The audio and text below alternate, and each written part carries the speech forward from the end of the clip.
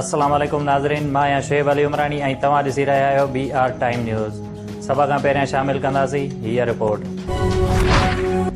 जैकबाबाद में हथियारबंदनि फायरिंग करे PTI अॻवान सरदार मोहम्मद शरीफ बुलैदीअ खे क़त्ल करे छॾियो।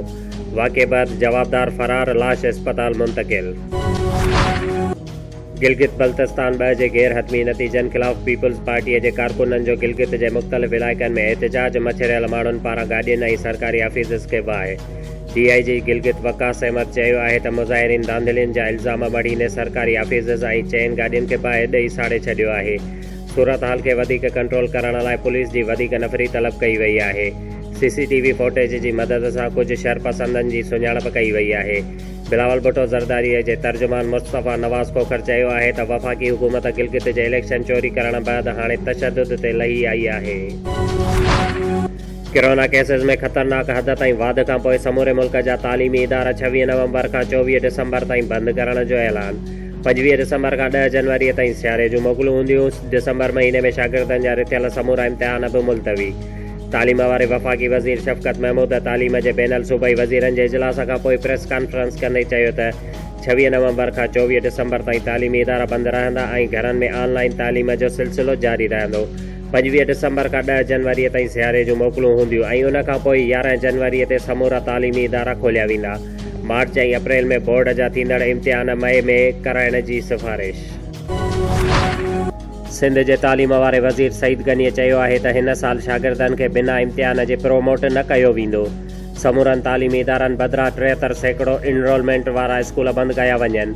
NCOC इजलास में वीडियो लिंक ज़रिए ख़िताब कंदे सईद गनीअ चयो त नंढनि स्कूल्स खे बैंक ज़रिए कर्ज़ ॾिनो वञे ऐं कर्ज़ जो व्याज बि वफ़ाक़ी हुकूमत अदा करे। पंजाब जे तालीम वारे वज़ीर मुराद रास चयो आहे त शागिर्दनि खे ॾिनल होमवर्क जे बुनियाद ते प्रोमोट कयो वेंदो। स्टूडेंट पेरेंट्स एसोसिएशन पारां स्कूल मार्च ताईं बंदि करण ऐं बिना तालीम जे फीसो गाड़ी बंदि करण जो मुतालबो करे छॾियो।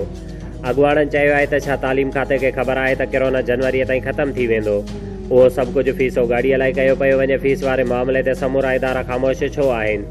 हिकु त ॿारनि जी तालीम मुतासिर थी रही आहे, ॿियो वरी वालदेन ते फीस जो गरो बार बि पइजी रहियो आहे। बिना पढ़ाईअ जे फीस जी गाड़ी बंदि कई वञे। मुल्क में कोरोना जी ॿी लहर जारी। वधीक 34 मरीज़नि दम ॾेई छॾियो।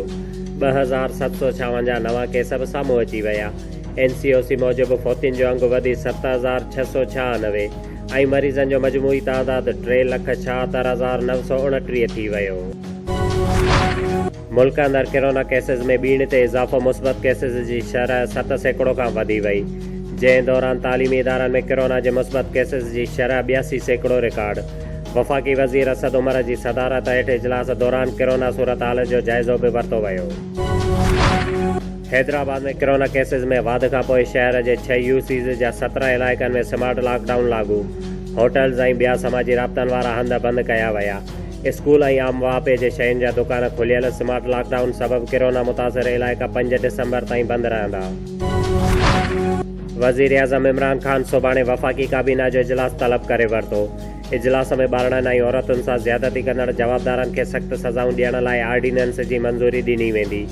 ज़रियनि मूजिबि PIA जे 3500 मुलाज़िमनि खे गोल्डन हैंडशेक ॾियण वारे फ़ैसिले जी बि मंज़ूरी ॾिनी वेंदी। मुल्क जे सियासी, इक़्तिसादी ऐं सिक्योरिटी सूरत हाल जो बि जाइज़ो वरितो वेंदो। PDM जे तहरीक खे मुंहुं ॾियण ऐं कोरोना सूरत हाल ते बि गौर कयो वेंदो।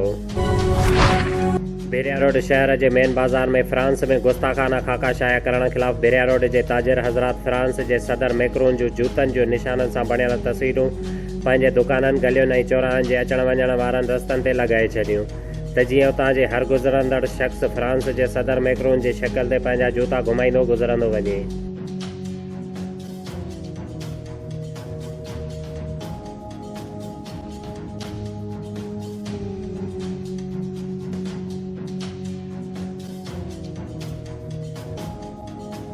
शुएब अली उमरानी खे ॾींदा इजाज़त। वधीक ख़बरुनि ऐं अपडेट्स लाइ ॾिसंदा रहो BR टाइम न्यूज़।